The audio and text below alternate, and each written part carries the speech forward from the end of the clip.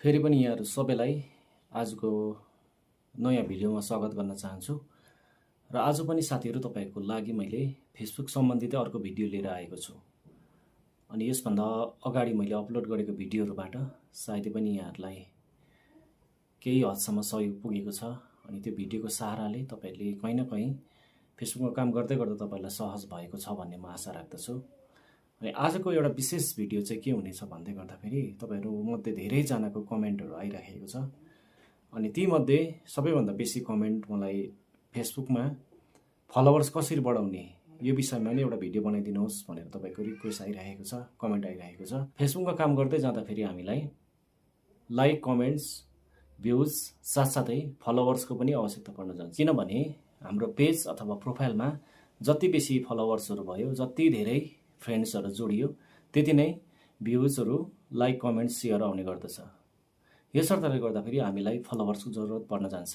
तर हामीले हाम्रो पेज अथवा प्रोफाइलमा फलोवर्स कसरी बढाउने यो विषयमा तपाईहरुले जति पनि अनुभव गरेको छु अहिलेसम्मको काम गर्दै गर्दा फेसबुकमा, त्यही अनुसारले म तपाईहरु समक्षमा यो कुरोहरू साझा गर्न चाहन्छु। र फलोवर्स बढाउने ट्रिक यो विषयमा युट्युबमा हामी धेरैवटा भिडियोहरू देख्न पाउँछौँ। थुप्रैवटा भिडियोहरूबाट हामीलाई त्यो विषयमा फलोवर्स बढाउनको लागि ट्रिक, टेक्निकहरू हामीलाई सिकाइरहेको हुन्छ। अनि कतिवटा भिडियोमा यो बटन अन गर्यो भने फलोवर्स बढ्छ, कतिवटा भिडियोमा यो गर्यो भने फलोवर्स बढ्छ, कतिवटा भिडियोमा यो गर्दा फेरि फलोवर्स एकदमै रातारातमा नै कहाँ पुग्छ बढेर भन्ने खालको भिडियोहरू पनि हामीले हेर्न पाउँछौँ। फलोवर्स बढाउने दुई तीनवटा माध्यमहरू छ मैले जाने अनुसार। त्यो चाहिँ के भन्दै गर्दाखेरि जुनै पनि भिडियो हामीले अपलोड गर्छौँ त्यसमा हामीले कसैले लाइक गर्छ, कसैले कमेन्ट गर्छ, त्यो सबै हामीले स्टडी गरेर हेर्नुपर्छ। एक नम्बर चाहिँ स्टडी गरेर हेर्दै गर्दाखेरि हामीसँग आबद्ध भएको हाम्रो फलोवर्सहरूले, साथीहरूले लाइक, कमेन्ट गरेको हुन्छ भनेदेखिलाई कतिजना हामीसँग आबद्ध नभएको, हामीसँग नजोडिएको कतिजना व्यक्तिहरूले पनि हाम्रो भिडियोमा लाइक, कमेन्ट्सहरू गरिरहेको हुन्छ। सिधै हामीले चाहिँ उहाँहरूलाई चाहिँ त्यो हाम्रो पोस्टमा उहाँहरूले गरेको लाइक, कमेन्ट्स अनुसार उहाँहरूलाई चाहिँ हामीले इन्भाइट गर्न सक्छौँ। एक नम्बर चाहिँ यो पनि ट्रिक छ, इन्भाइट गर्न सक्छौँ। किनभने हाम्रो भिडियो मन पराएर नै उहाँहरूले लाइक गर्नुभएको हुन्छ, हाम्रो भिडियो मन पराएर नै उहाँहरूले लाइक गर्नुभएको हुन्छ, अनि हाम्रो भिडियो मन पराएर नै उहाँहरूले कमेन्ट गर्नुभएको हुन्छ। अनि हामीसँग आबद्ध हुनुभएको छैन भनेदेखिलाई साइडमा रहेको इन्भाइट बटनमा थिचेर उहाँहरूलाई हामी हाम्रो पेज अथवा प्रोफाइलमा इन्भाइट गर्न सक्छौँ। त्यो एउटा तरिका छ।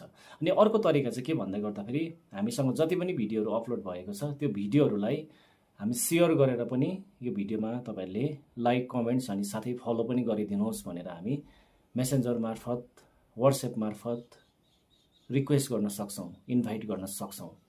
तर यसो गर्दै गर्दा साथीहरू एउटा समस्या चाहिँ के आउँछ भन्दै गर्दाखेरि हामीले यो गरेको चाहिँ जबरजस्ती उनीहरूलाई चाहिँ हामीलाई फलो गरिदिनको लागि, हामीसँग जोडिनको लागि चाहिँ हामीले अपिल गरिरहेका हुन्छौँ। अनि यसरी आबद्ध भएको, यसरी जोडेको फलोवर्सहरूले भोलिको दिनहरुमा हाम्रो भिडियो हेर्छ, हाम्रो भिडियोमा कमेन्ट गर्छ, लाइक गर्छ, सेयर गर्छ भन्ने कुनै ग्यारेन्टी हुँदैन। किनभने उनीहरूको इच्छाले होइन, तर हाम्रो करकापले, हाम्रो इन्भाइटको आधारमा चाहिँ उहाँहरूले चाहिँ हामीलाई फलो गरेको हुन्छ। यसर्तले गर्दा फेरि यसरी पठाएको रिक्वेस्टमा एक्सेप्ट गरेर हामीसँग आबद्ध भएर हाम्रो फलोवर्सको लिस्ट बढ्यो भनेदेखिलाई नि हाम्रो भिडियोहरूमा चाहिँ भ्युजहरू आउने समस्याको समाधान चाहिँ हुँदैन। किन भन्दै गर्दाखेरि उहाँहरूलाई चाहिँ हामीले चाहिँ इन्भाइट गरेको आधारमा चाहिँ उहाँहरूले हामीलाई फलो गरेको हुन्छ। अनि सबैभन्दा राम्रो, सबैभन्दा असल र सबैभन्दा पछिसम्म काम लाग्ने, पछिसम्म टिक्ने ट्रिक चाहिँ के छ भन्दै गर्दा तपाईँ अनि मैले बनाइराखेको कन्टेन्टमा नै ध्यान दिउँ भनेदेखिलाई चाहिँ हामीले फलोवर्स त्यसरी पनि जोड्न सक्छौँ। त्यो चाहिँ कसरी भन्दै गर्दाखेरि जुन विषयवस्तुलाई लिएर हामीले फेसबुकमा काम गरिरहेका हुन्छौँ, जुन कन्टेन्टको आधारमा हामीले काम गरिरहेका हुन्छौँ, त्यसलाई अझै गुणस्तरीय बनाएर, त्यसलाई अझै अडियन्सहरू समक्षमा पुग्ने बित्तिकै उहाँहरूलाई रुचि लाग्ने कन्टेन्टहरू बनाएर चाहिँ हामीले फेसबुकमा अपलोड गऱ्यौँ भनेदेखिलाई चाहिँ एक न पाँच दिन हाम्रो भिडियोहरू भाइरल हुन्छ। अनि हाम्रो भिडियोमा धेरै राम्रो भ्युज आउँछ। अनि हाम्रो भिडियो भाइरल हुनु भनेको नै हाम्रो फलोवर्स बढ्नु हो, भ्युज बढ्नु हो, अनि मोनिटाइजेसनको सबै टुल्सहरू खोलिनु हो। यो ट्रिक चाहिँ सबैभन्दा बेटर अनि सबैभन्दा असल ट्रिक जस्तो मलाई लाग्छ।